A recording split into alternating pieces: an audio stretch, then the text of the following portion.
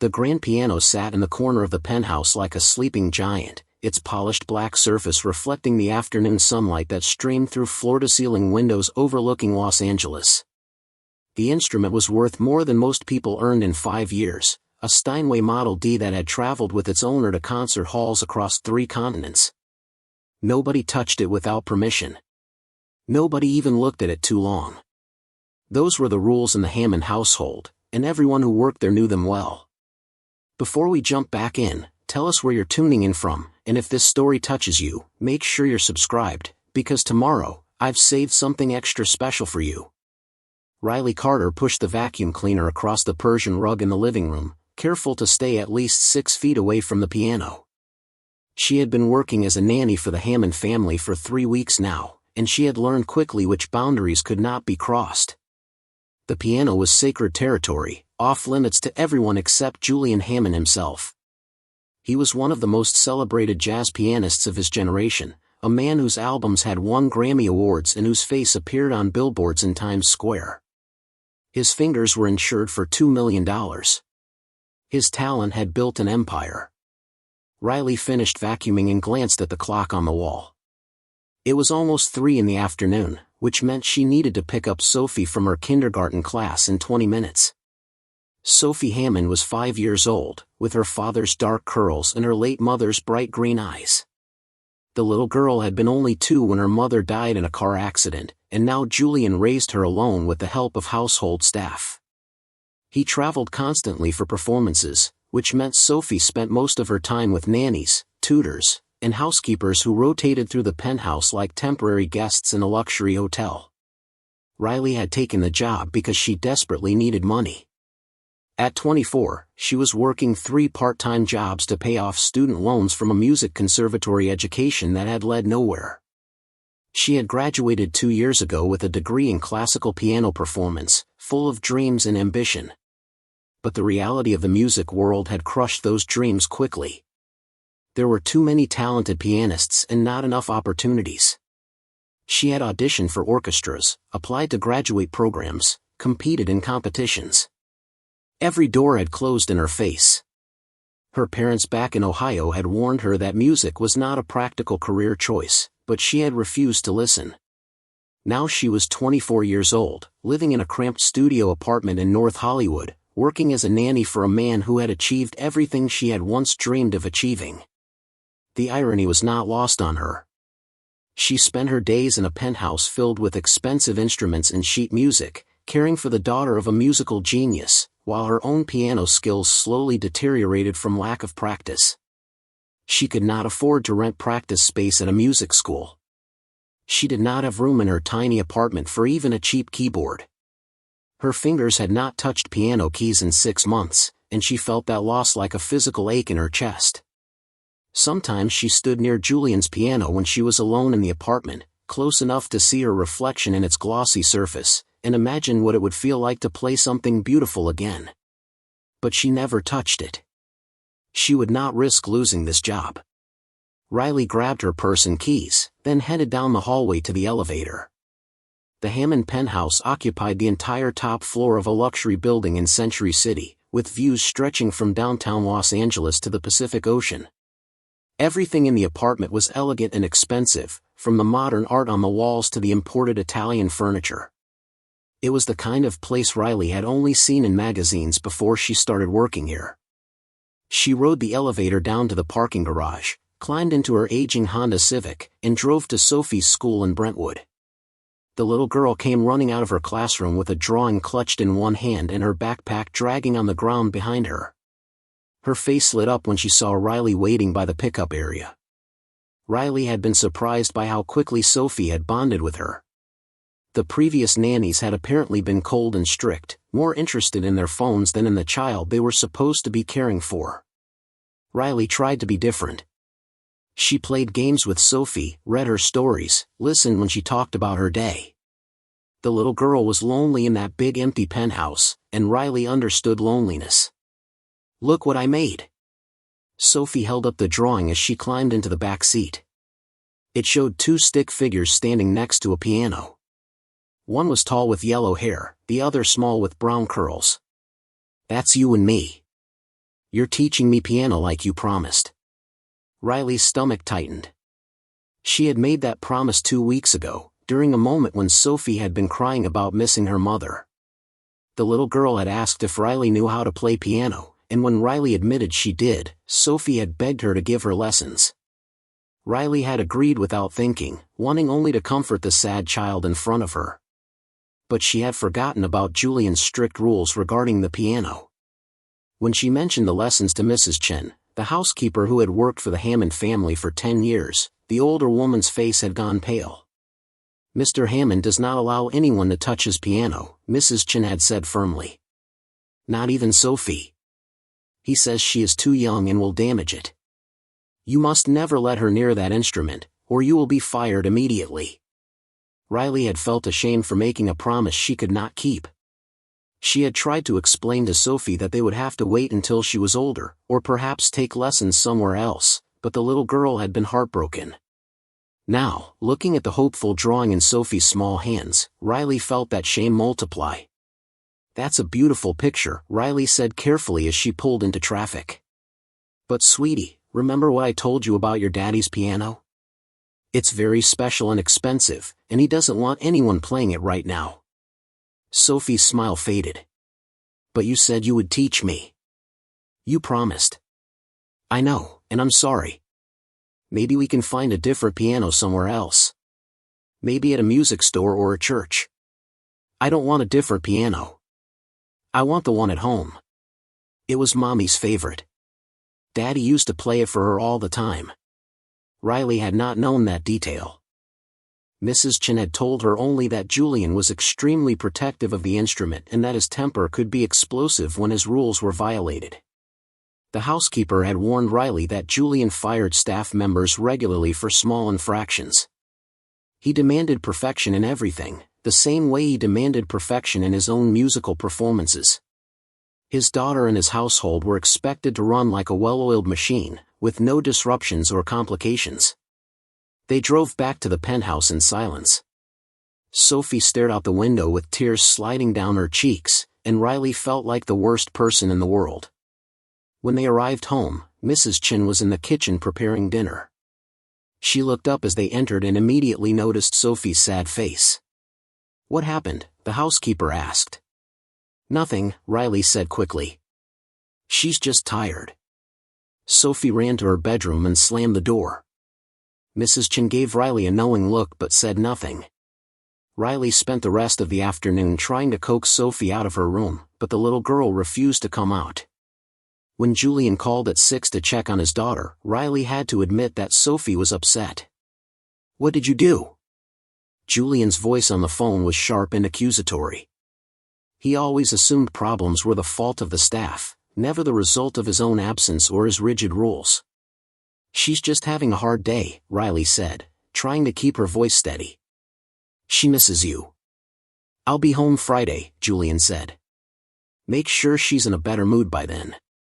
I don't have time to deal with tantrums when I'm working." He hung up without saying goodbye. Riley set down the phone and took a deep breath. She had 3 more days to somehow repair the damage before Julian returned from his concert tour in Japan. 3 days to figure out how to make Sophie happy again without breaking the rules that govern this household. That night, after Sophie finally fell asleep, Riley sat in the living room and stared at the piano.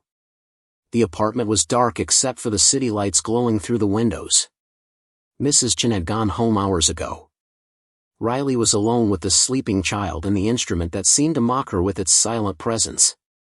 She stood up and walked slowly toward it, then stopped a few feet away. Her hands trembled with the desire to touch the keys, to feel that connection to music again. She had not realized how much she missed it until she was surrounded by it every day but forbidden to participate. She thought about Sophie's drawing, about the promise she had made and broken. She thought about her own shattered dreams, about the years of practice and study that had led to nothing but student debt and minimum wage jobs. She thought about Julian Hammond, who had everything she had ever wanted and took it all for granted. He traveled the world playing in prestigious concert halls while his daughter cried herself to sleep at night. He owned a piano worth hundreds of thousands of dollars but would not let anyone else enjoy it. Preparing and narrating this story took us a lot of time, so if you are enjoying it, subscribe to our channel, it means a lot to us. Now back to the story. He had been blessed with extraordinary talent and had built a life around it, while Riley had worked just as hard and ended up with nothing. The unfairness of it burned in her chest like acid. She turned away from the piano and went to bed, but she could not sleep. She lay awake in the small guest room off the kitchen, listening to the sounds of the city outside and thinking about all the choices that had led her to this moment. Julian Hammond returned to Los Angeles on Friday afternoon, tired from 12 hours of flights and time zone changes. He had performed 6 concerts in 8 days, traveling between Tokyo, Osaka, and Kyoto. The tour had been exhausting but successful. The venues had sold out, the audiences had given standing ovations, and the Japanese critics had written glowing reviews.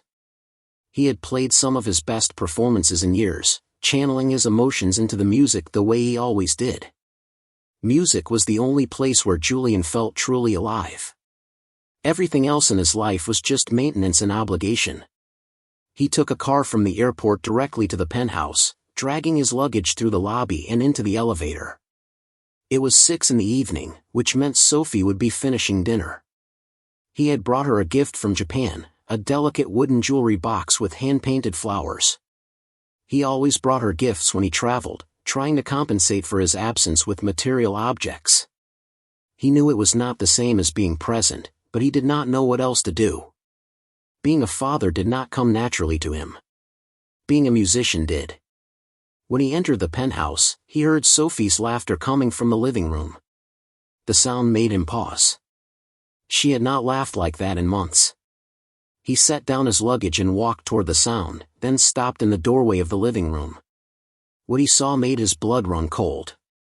Sophie was sitting on the piano bench next to the nanny, Riley. The girl's small hands were on the keys, and Riley was guiding her fingers through a simple melody. They were both so focused on what they were doing that they did not notice Julian standing there. Sophie was beaming with concentration and joy, her face transformed by the pleasure of making music.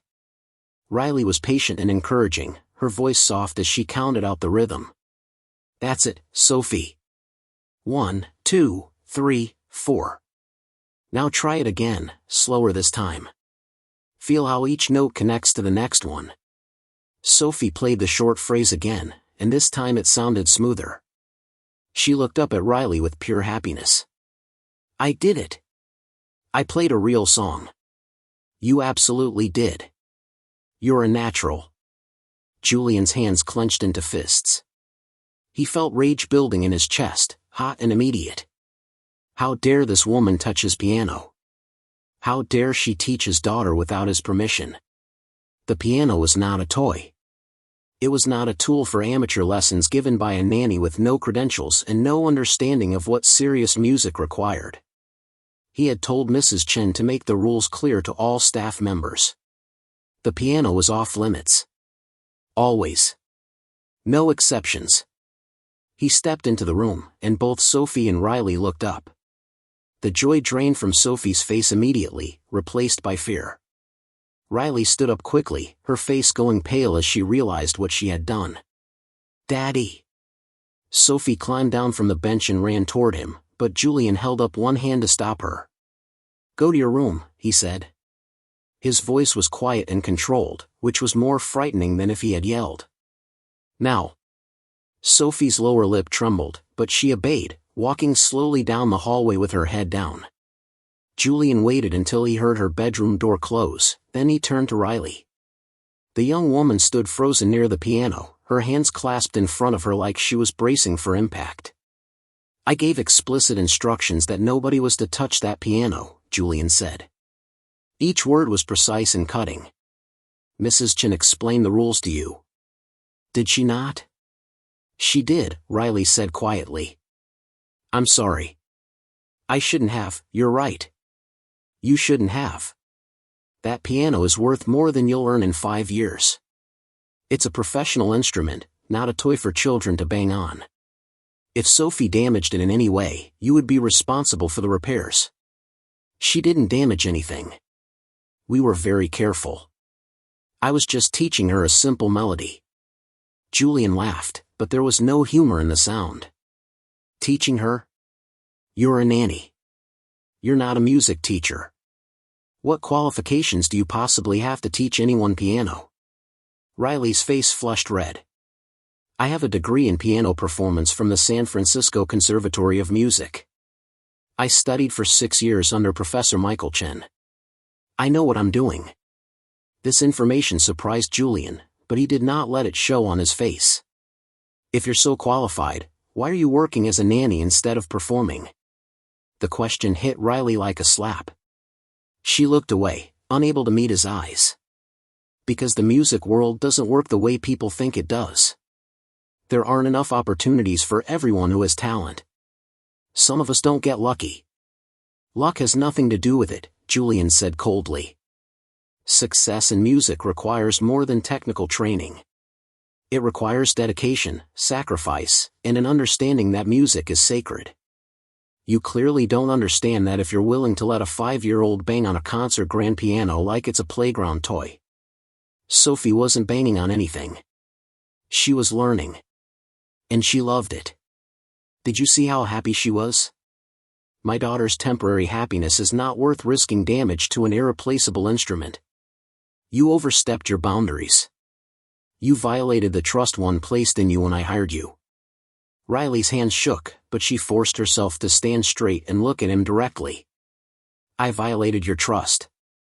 You leave your daughter alone for weeks at a time with strangers. You forbid her from touching something that was her mother's favorite thing in this entire apartment. You're so obsessed with protecting your precious career that you've forgotten about protecting your child's spirit. The words hung in the air between them like smoke after an explosion. Julian's face went white, then red. Nobody spoke to him this way. Nobody questioned his choices or challenged his authority. He was Julian Hammond, and people did what he told them to do. Get out, he said quietly. You're fired. Pack your things and leave immediately.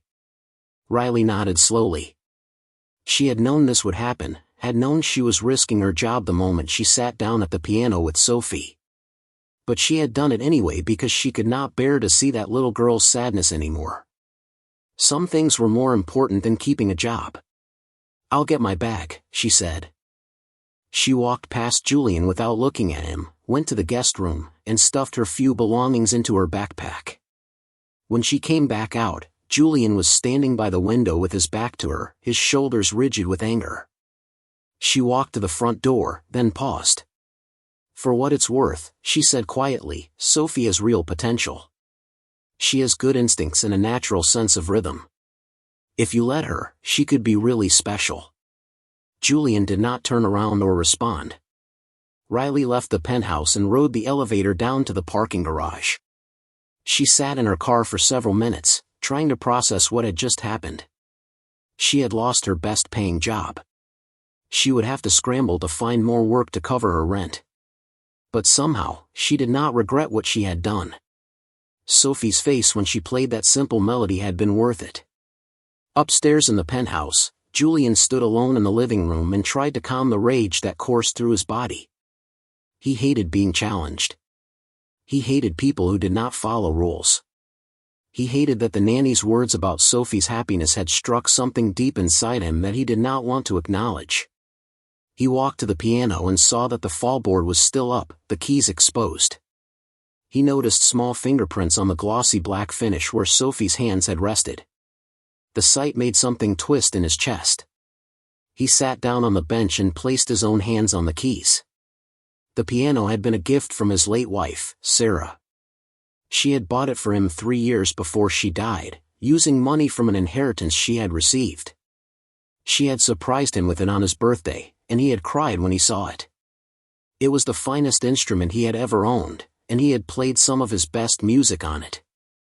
After Sarah died, the piano had become even more precious to him. It was a connection to her, a physical reminder of her love and support. He could not bear the thought of anything happening to it. But Sarah had also loved watching Sophie dance around the apartment when Julian practiced. She had talked about how Sophie would probably grow up to love music just like her parents did. She had looked forward to the day when Sophie would be old enough to learn piano herself. Sarah would not have liked Julian's rule about keeping Sophie away from the instrument. She would have wanted their daughter to experience music, to understand why it mattered so much to both her parents. Julian closed the fallboard over the keys and stood up.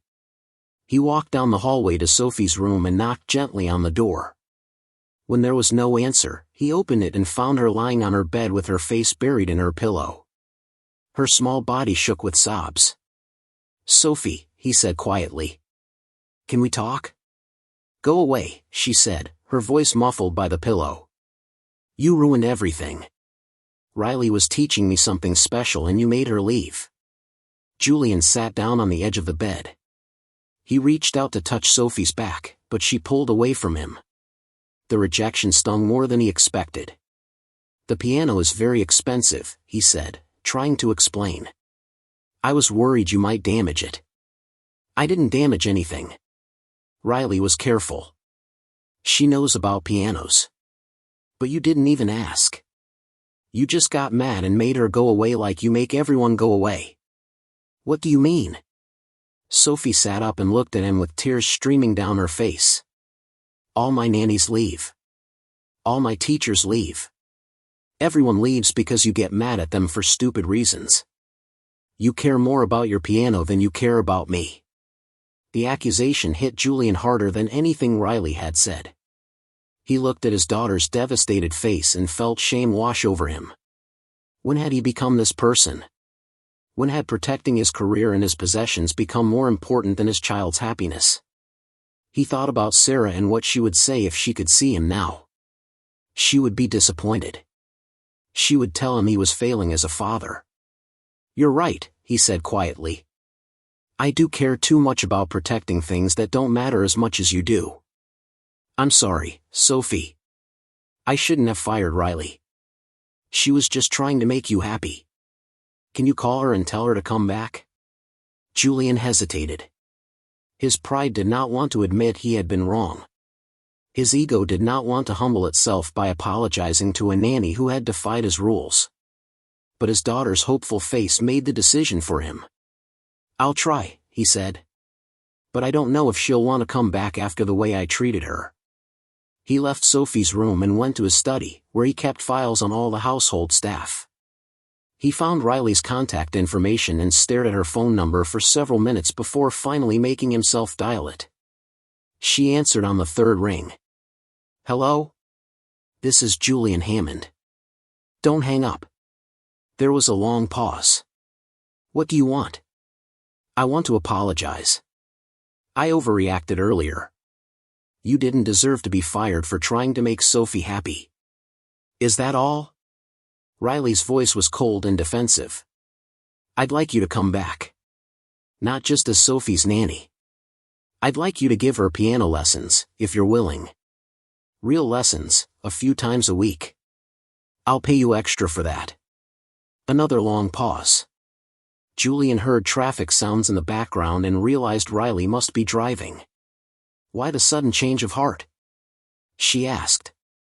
"Because my daughter told me I care more about my piano than I care about her. And she was right. I've been so focused on protecting my career and my instruments that I forgot what matters most." Riley was quiet for so long that Julian thought she might have hung up. Finally, she spoke. "I'll come back on one condition. You have to let Sophie actually learn music, not just go through the motions. That means letting her make mistakes and play imperfectly and figure things out at her own pace. If you're going to hover over us and criticize everything she does, then I'm not interested." Julian felt his defensive instincts rise up, but he forced them down. "That's fair.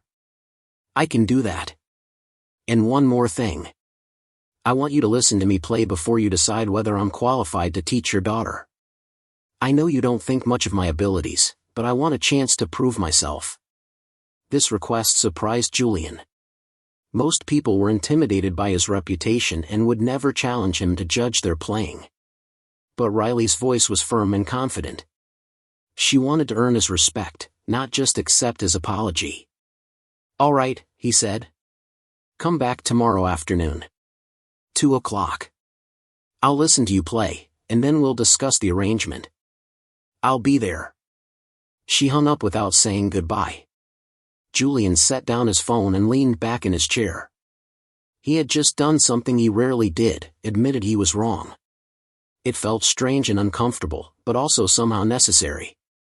He thought about Riley's challenge, about listening to her play. Part of him was curious to see what she could do. Another part of him hoped she would fail so he could feel justified in his earlier dismissal of her abilities.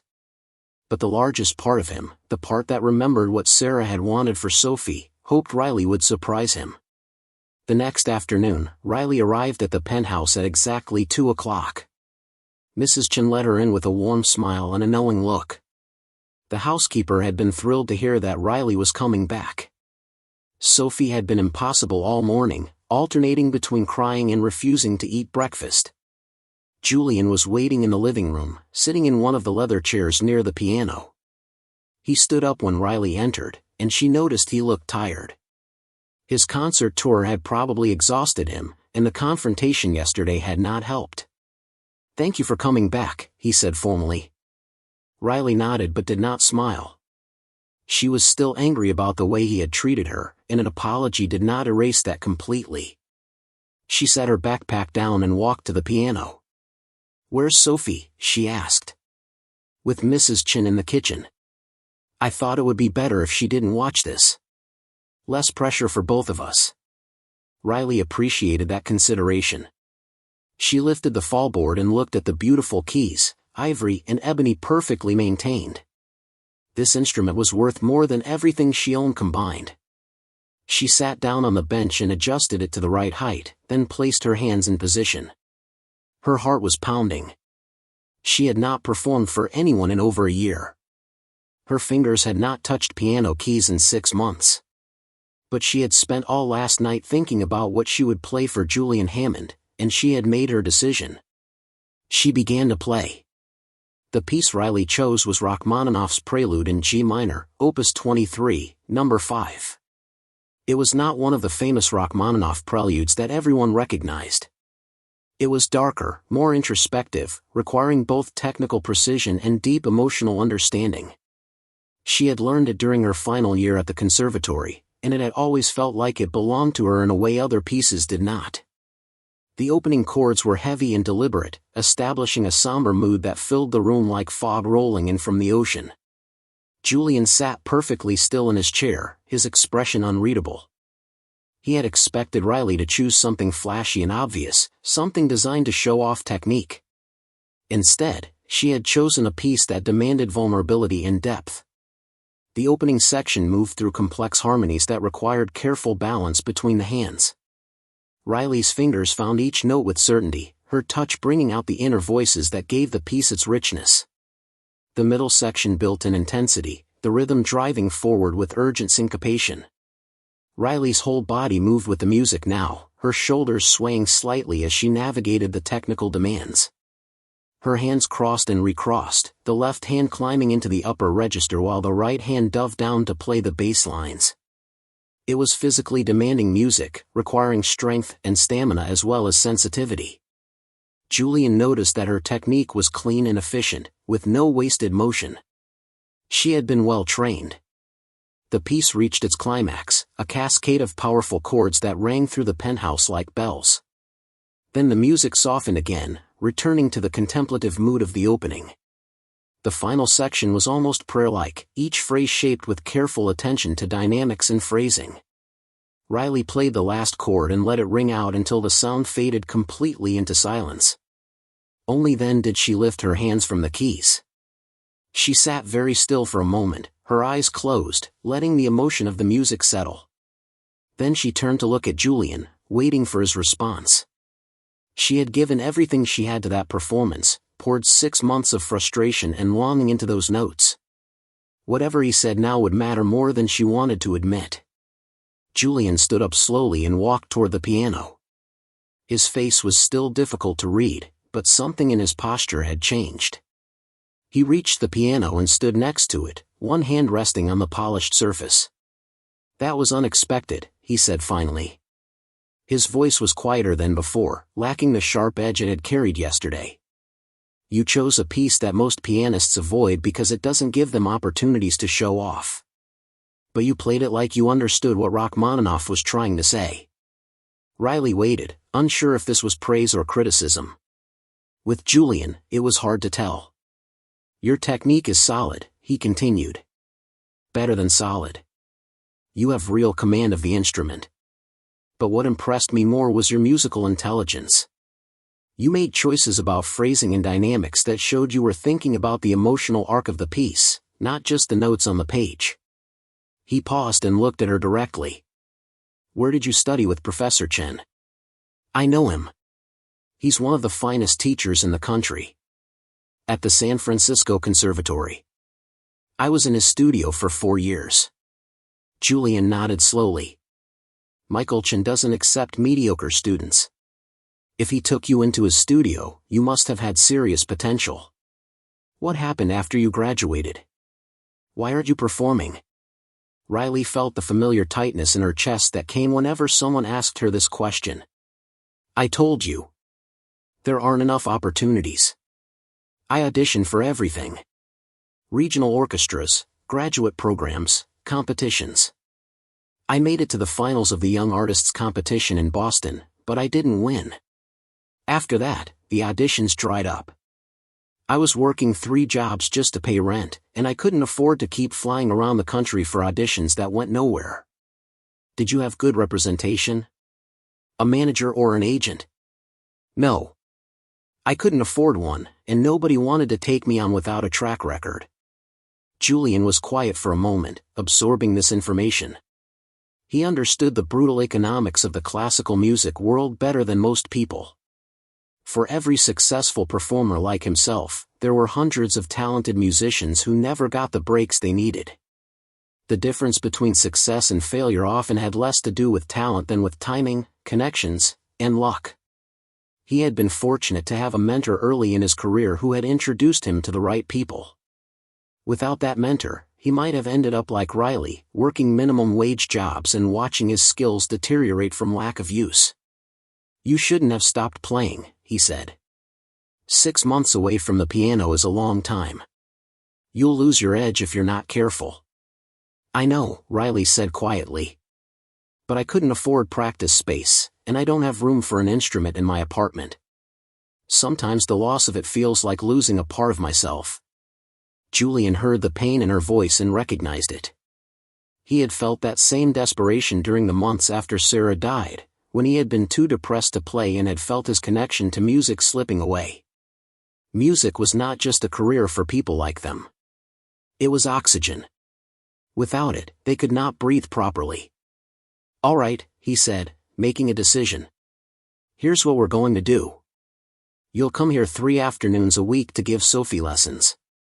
I'll pay you $50 an hour for that, which is more than fair for teaching a 5-year-old. But on the days when you're not teaching, you can come here in the mornings and practice on the piano for 2 hours. The apartment is empty then. Mrs. Chen doesn't arrive until 11, and Sophie is at school. You'll have the place to yourself. Riley stared at him in disbelief. You're offering me access to your piano? I'm offering you what you need to keep your skills sharp. It's a waste for someone with your ability to lose their technique because they can't afford practice space. Use the mornings to work on whatever repertoire you want. Consider it part of your compensation for teaching Sophie. Riley felt tears prick at her eyes, but she blinked them back. She would not cry in front of Julian Hammond. Why would you do that? Yesterday you were firing me for even touching your piano. Julian looked uncomfortable with the question. Yesterday I was being an arrogant fool. My wife would have been ashamed of me. She believed that music should be shared, not hoarded. I've forgotten that over the past 3 years. You reminded me of it, even if the reminder was painful. He walked back to his chair and sat down. So do we have an agreement? You'll teach Sophie and practice here on alternate days? Yes, Riley said immediately. Thank you. This means more to me than you could possibly understand. I think I understand exactly what it means. Now, let's discuss Sophie's lessons. What's your teaching philosophy for young children? They spent the next hour talking about curriculum and methodology. Riley explained her approach to teaching beginners, emphasizing the importance of making lessons fun and engaging while still building proper technique. Julian listened carefully and asked thoughtful questions. His initial skepticism seemed to have evaporated, replaced by genuine interest in how his daughter would be taught. By the time they finished talking, Riley felt cautiously optimistic that this arrangement might actually work. Mrs. Chen brought Sophie into the living room, and the little girl's face transformed with joy when she saw Riley. She ran across the room and threw her arms around Riley's waist. "You came back. Daddy said you might not come back, but you did." Riley hugged her and smiled. "I came back because I missed you. And because your daddy asked me very nicely if I would teach you piano. Would you still like that?" Sophie nodded so enthusiastically that her curls bounced. "Yes. Can we start right now?" "We can start right now," Riley agreed. Julian watched his daughter's happiness and felt something loosen in his chest. He had been so focused on protecting his own grief and his own space that he had not noticed how lonely Sophie had become. This girl, this nanny he had dismissed and insulted, had seen what his daughter needed and had been brave enough to risk her job to provide it. He owed her more than an apology and access to his piano. He owed her his respect. Over the following weeks, Riley settled into a new routine that transformed her life in ways she had not anticipated. 3 mornings a week, she arrived at the penthouse at 8 in the morning and practiced on Julian's Steinway for 2 hours. The first time she walked into the empty apartment alone, she had stood in front of the piano for several minutes, hardly able to believe this was real. Then she had sat down and played scales for 30 minutes straight, just feeling the joy of having her hands on good keys again. The Steinway responded to her touch like a living thing, its tone rich and resonant. Playing it was like driving a luxury sports car after years of riding the bus. She used her practice time to rebuild her repertoire, working through pieces she had learned at the conservatory and adding new ones she had always wanted to master. She played Chopin nocturnes and Beethoven sonatas, Debussy preludes, and Bach fugues. Her technique, which had grown rusty from disuse, began to come back quickly. Her fingers remembered what they were supposed to do, and the muscle memory returned with each passing day. She recorded herself playing and listened back critically, identifying areas that needed work. She felt like a musician again instead of just someone who used to be a musician. On the afternoons when she taught Sophie, Riley discovered that she loved teaching children even more than she had expected. Sophie was an eager and attentive student, absorbing everything Riley showed her with remarkable focus for a 5-year-old. Riley started with the basics: proper hand position, understanding the keyboard layout, simple rhythms and melodies. She used games and stories to make the lessons engaging, turning music theory into adventures. Sophie learned about the families of notes that lived in different houses on the keyboard. She learned that rests were like musical breaths, moments when the sound stopped so new sound could begin. Within 3 weeks, Sophie could play simple songs with both hands. Her favorite was an arrangement of Twinkle Twinkle Little Star that Riley had written out specifically for her, with big notes and helpful finger numbers. Sophie practiced every day, even when Riley was not there.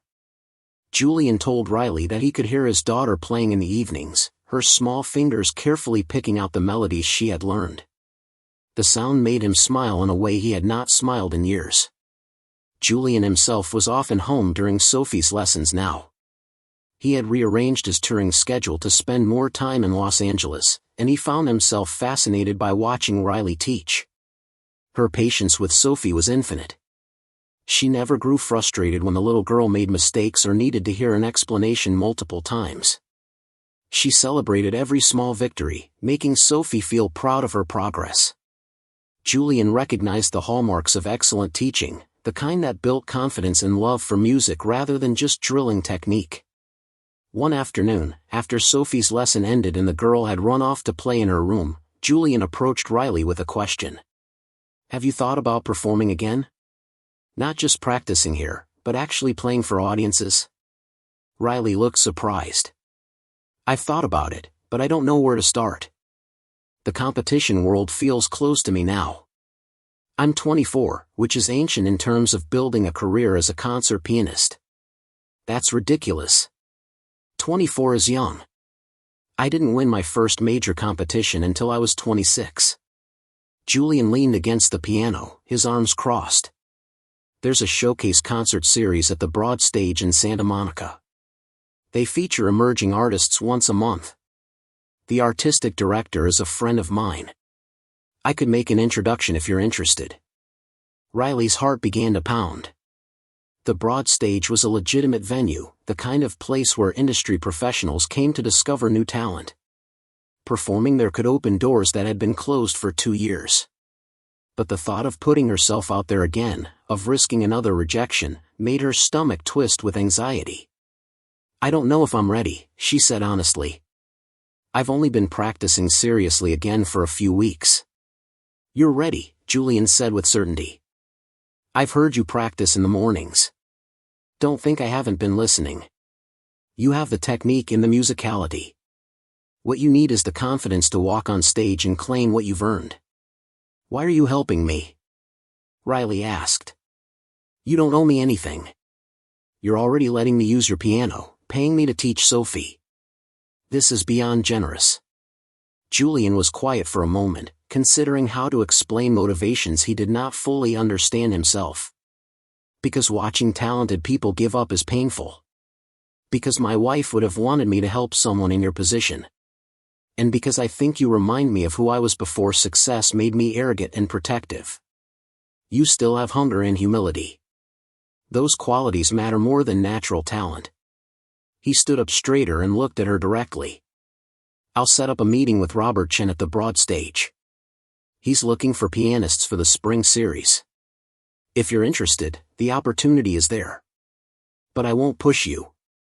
This has to be your choice. Riley took a deep breath and nodded. Set up the meeting. I'll be terrified, but I'll do it. Good. Terror is normal. Every performer feels it. The ones who succeed are the ones who feel the fear and perform anyway. 2 weeks later, Riley found herself sitting in a small office at the Broad Stage, talking with Robert Chen about the Emerging Artists series. The artistic director was in his 50s, with kind eyes and an easy smile. He asked about her training, her repertoire, and her goals as a performer. Julian had come to the meeting with her, ostensibly as her mentor, but Riley suspected he was really there to lend credibility to her candidacy. Whatever his reason, his presence helped. Robert treated Riley with respect and genuine interest, asking thoughtful questions about her interpretation of various composers. At the end of the meeting, Robert offered her a slot in the April showcase, 3 months away. She would have 30 minutes to perform whatever program she chose. There would be no fee, but there would be an audience of music lovers and industry professionals who attended specifically to discover new talent. It was exactly the kind of opportunity Riley had been chasing for 2 years without success. She accepted immediately, and when she left the office, she felt like she was walking on air. Julian smiled at her excitement, and for the first time since they had met, Riley saw warmth in his expression instead of cold formality. Now comes the hard part, he said as they walked to their cars in the parking lot. You have 3 months to prepare a program that will convince everyone in that audience that you're someone they need to remember. That means choosing repertoire carefully, practicing until your fingers bleed, and learning to perform with confidence even when you're terrified. I know, Riley said. I'm ready for the work. Good. Because I'm going to help you prepare, if you want my input. I've been on that stage before. I know what it takes to win over that particular audience. Riley stopped walking and stared at him. You want to coach me? Seriously? Seriously. We'll work together twice a week, in addition to your practice time and Sophie's lessons. I'll help you refine your interpretations and stage presence. Think of it as payment for the joy you've brought back into my daughter's life. Riley felt overwhelmed by the generosity of the offer. 2 months ago, she had been working 3 minimum wage jobs with no prospect of ever touching a good piano again. Now she had access to a world-class instrument, regular practice time, a teaching job she loved, and coaching from one of the most successful pianists of his generation. The reversal felt almost too good to be true, like she might wake up and discover it was all a dream. "Thank you," she said quietly. "I don't know how to express what this means to me." "You don't have to express it. Just work hard and make the most of the opportunity. That's all the thanks I need." They parted ways in the parking lot, and Riley drove back to her tiny apartment in a daze. When she got home, she immediately sat down at her old desk and began planning her program for the showcase. She had 3 months to put together 30 minutes of music that would represent who she was as an artist. The pressure was enormous, but it was the kind of pressure she welcomed. This was what she had trained for, what she had dreamed about during all those years of practice and study. She decided on a program that would demonstrate both technical skill and emotional depth: Bach's Italian Concerto, Beethoven's Sonata No. 23 in F minor, and Debussy's L'Île Joyeuse. Together, they would showcase her ability to move between different styles and periods, to handle both intimate and virtuosic music. It was an ambitious program, particularly the Beethoven, which was one of the most demanding works in the piano repertoire. But Riley had performed it in her senior recital at the conservatory, and she felt confident she could bring it back to performance level with 3 months of focused work. She spent that evening mapping out a practice schedule that would allow her to learn or relearn each piece thoroughly while still meeting her other obligations. She would need to practice at least 4 hours a day, which meant using her morning sessions at Julian's penthouse and finding additional practice time in the evenings. There was a small church near her apartment that let people practice on their old upright piano for a small donation. It was not a great instrument, but it would be better than nothing for evening practice sessions. The next morning, when she arrived at Julian's penthouse for her practice session, she found him already sitting in the living room with coffee. He looked up when she entered. "I thought about your program last night," he said without preamble. "If you're going to do the Appassionata, you need to make sure your Beethoven is rock solid. That's a piece that can fall apart easily if you're not completely secure in it." Riley smiled. "Good morning to you too. And yes, I know the Appassionata is risky. But it's also the piece where I feel most like myself. I can't play it safe at this showcase. If I'm going to fail, I want to fail attempting something great rather than succeeding at something mediocre." Julian studied her face for a moment, then nodded. "That's the right attitude. All right, let's hear where you are with it. Play the first movement for me." Riley set down her bag and walked to the piano. She had not played the Appassionata in over a year, but she had spent the previous evening reviewing the score and reminding herself of the technical challenges. She began the first movement, with its ominous opening figure that immediately establishes the dark mood of the piece. The theme builds in intensity through a series of variations, each one more turbulent than the last. Riley pushed through the technical challenges, though she stumbled in a few places where her fingers had not yet rebuilt the necessary strength and speed. When she finished, Julian was quiet for a long moment. Then he stood and walked to the piano. "Your interpretation is good. You understand the structure and the emotional content. But technically, you're not ready yet. There are passages where you're rushing because you're not confident in the notes. And your left hand is not as strong as it needs to be for the octave passages in the development section." Riley nodded, trying not to feel discouraged by the criticism. Julian was right. She had known even while playing that she was not yet at performance level. "Here's what we're going to do," Julian continued. "For the next month, you're going to drill those problem passages every single day. Break them down into small sections and practice them slowly, then gradually increase the tempo. I want you to use a metronome and not allow yourself to move faster until every note is absolutely clean."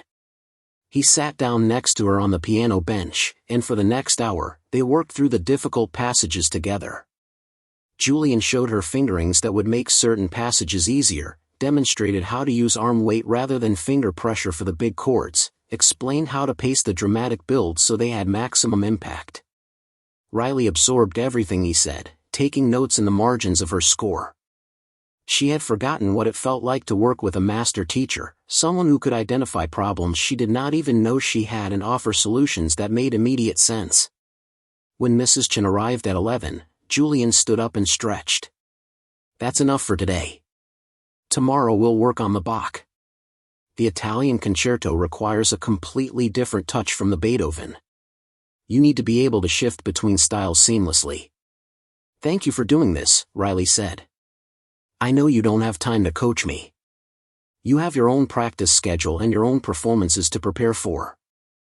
I'm making time because it matters. Talent like yours deserves to be heard. Now go home and rest your hands. You're going to be working them hard over the next 3 months. Riley left the penthouse feeling energized despite the challenging practice session. She had a clear roadmap for how to prepare for the showcase, and she had Julian's expertise to guide her through the process. For the first time in 2 years, she felt like a real pianist again, not just someone who used to play piano. The weeks that followed were the most intense of Riley's life. She practiced obsessively, drilling the difficult passages Julian had identified until they became automatic. She worked on building her stamina so she could play the entire 30-minute program without fatigue. She recorded herself and listened back critically, identifying small imperfections that needed correction. Every morning at Julian's penthouse became a masterclass, with Julian offering detailed feedback on everything from her pedaling to her posture to her emotional commitment to the music. Teaching Sophie provided a counterbalance to the pressure of preparing for the showcase. The little girl's lessons were pure joy, untainted by anxiety or self-doubt. Sophie learned quickly and practiced diligently, motivated by her love of music and her desire to make Riley proud. She could now play simple pieces from the beginner method books Riley had purchased, and she had even started to compose her own short melodies. Julian often sat in on the lessons now, watching his daughter's progress with visible pride. One evening, after Sophie had gone to bed, Julian asked Riley to stay and talk. They sat in the living room with glasses of wine, the city lights sparkling through the windows behind them. I want to tell you something, Julian said. When Sarah was alive, she used to talk about opening a music school for children from low-income families. She believed that every kid should have access to good music education, regardless of their parents' ability to pay. We started researching how to make it happen, but then she got sick, and after she died, I couldn't face the project alone. He paused and looked at Riley. Watching you teach Sophie has reminded me of Sarah's dream. You have a gift for working with children, and I think you could help make that school a reality. After your showcase, if things go well and you start getting performance opportunities, I'd like to talk about building a program together. Something that would give other kids what Sophie is getting from you. Riley felt tears spring to her eyes. The offer was overwhelming, the kind of opportunity she had never imagined. I would love that, she said quietly. Teaching Sophie has shown me that I love working with children as much as I love performing. Maybe more, in some ways. You don't have to choose, Julian said. The best musicians I know have multiple streams in their careers. They perform, they teach, they compose, they collaborate. You can do all of those things if you want to. They talked late into the night about what such a school might look like, how it could be funded, what kind of students they would serve. Riley felt her vision for her future expanding beyond just concert performance to include meaningful educational work. By the time she left the penthouse that night, she felt like her life had been transformed in ways that went far beyond just getting another chance to perform. The months passed quickly. Winter turned to spring, and the date of the showcase drew closer. Riley's program came together gradually, each piece solidifying through hours of practice and refinement. The Bach became crisp and elegant, every voice clear and balanced. The Beethoven grew more powerful and controlled, the technical challenges conquered through relentless repetition. The Debussy sparkled with color and light, Riley's fingers dancing through the impressionistic textures with confidence. 2 weeks before the showcase, Julian arranged for Riley to do a preview performance at the penthouse. He invited several of his colleagues from the music world, people whose opinions carried weight in the industry. Riley was terrified, but Julian insisted that she needed to practice performing for a live audience before the actual showcase. The evening of the preview performance, Riley arrived at the penthouse to find the living room transformed. Julian had rented additional chairs and arranged them concert-style facing the piano. About 20 people were already there, talking and drinking wine. Riley recognized some of the faces from photographs she had seen in music magazines: performers, conductors, critics, people whose names carried authority. Her stomach twisted with nerves. Julian greeted her at the door and squeezed her shoulder. "You're ready for this. Just play the way you've been playing in practice, and everyone will see what I see." Riley changed into the black concert dress she had borrowed from a friend, took several deep breaths to calm her racing heart, and walked into the living room. The conversation died down as people took their seats. Julian introduced her briefly, mentioning her training and her upcoming performance at the Broad Stage. Then he gestured toward the piano, and Riley walked toward it on shaking legs. She sat down on the bench and placed her hands on the keys. The room was completely silent. She could feel 20 pairs of eyes watching her, judging her, waiting to see if she was worth their time. The pressure was enormous. Then she closed her eyes and thought about why she loved music, about what it meant to her to have this chance, about Sophie's face when she played her first song with both hands. The nerves did not disappear, but they became manageable. She began to play. The Bach flowed out of her fingers with clarity and purpose, each voice distinct yet part of the larger architecture. She felt herself settling into the performance, her body relaxing as the music took over. When she finished the first piece and moved into the Beethoven, she was no longer thinking about the audience. She was thinking only about the music, about bringing Beethoven's vision to life. The Appassionata built to its shattering climaxes, and Riley gave everything she had to those moments, her whole body engaged in producing the massive sound the piece demanded. By the time she reached the Debussy, she was in a state of complete focus, her consciousness merged with the music in a way that only happened during the best performances. The piece shimmered and danced under her fingers, its joyous celebration of light and water in motion filling the room with color. When she played the final triumphant chord and let it ring out into silence, she felt like she was waking from a trance. The applause began immediately, erupting from the small audience with genuine enthusiasm. Riley opened her eyes and saw people standing, their faces animated with approval. Julian was clapping harder than anyone, a broad smile on his face. Several people approached her as she stood from the piano bench, offering congratulations and asking questions about her training and future plans. A woman who ran a chamber music series in Pasadena asked for her contact information.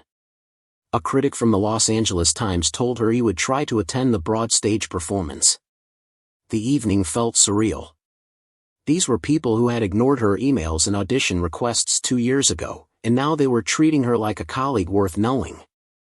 Julian had given her credibility simply by endorsing her, and her performance had proven she deserved it. As the guests gradually left, several of them pulled Julian aside to tell him he had discovered someone special. He accepted their praise with quiet satisfaction. When everyone had gone, Riley helped Julian and Mrs. Chen restore the living room to its normal arrangement. Sophie had slept through the entire performance, exhausted from her day at school. Julian poured 2 glasses of whiskey and handed one to Riley. "You did exactly what you needed to do tonight," he said. "Those people will remember you. Some of them will come to the Broad Stage performance, and they'll bring others. Word spreads quickly in this community when someone shows real promise." Riley sipped the whiskey, feeling its warmth spread through her chest. "I couldn't have done this without you. The access to your piano, the coaching, the introduction to Robert Chen, this preview performance. You've given me everything I needed to succeed." Julian shook his head. "I gave you opportunities. You're the one who had the talent and work ethic to make use of them. Don't diminish what you've accomplished." They talked for another hour about the performance, about what had worked well and what Riley should refine before the showcase. Then Riley went home to her apartment, her mind too active for sleep. She lay in bed replaying the evening, analyzing her performance, thinking about the 2 weeks of preparation still ahead. The night of the Broad Stage showcase arrived with startling speed. Riley stood backstage in her concert dress, listening to the murmur of the audience filling the theater. Her hands were shaking despite all her preparation. Julian found her in the green room and placed both hands on her shoulders. "Remember what we talked about. The fear is normal.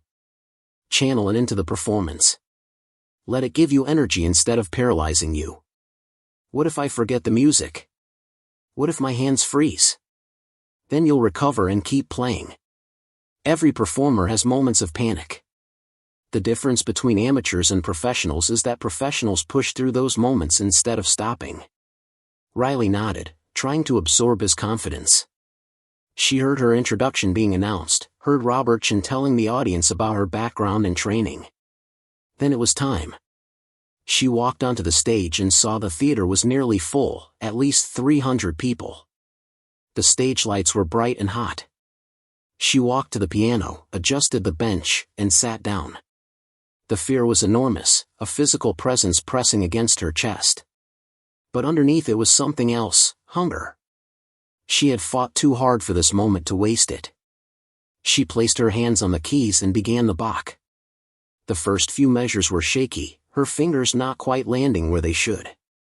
But then muscle memory took over, and the thousands of hours of practice asserted themselves. The music began to flow naturally. By the time she reached the Beethoven, she was fully present in the performance, giving everything to the music. The Appassionata's fury and passion poured through her, and she felt the audience respond to it. The final Debussy was pure celebration, her fingers flying through the technical challenges with joy rather than anxiety. When she played the final chord, the applause was immediate and sustained. She stood and bowed, her heart pounding, her body flooded with relief and triumph. She had done it. She had reclaimed her identity as a performer. In the audience, Julian sat next to Sophie, who had insisted on attending even though it was past her bedtime. The little girl clapped enthusiastically, proud of her teacher. Julian felt pride mixed with something deeper, a sense that he had helped restore something valuable that had been nearly lost. Riley reminded him why music mattered, why it was worth the sacrifice and struggle.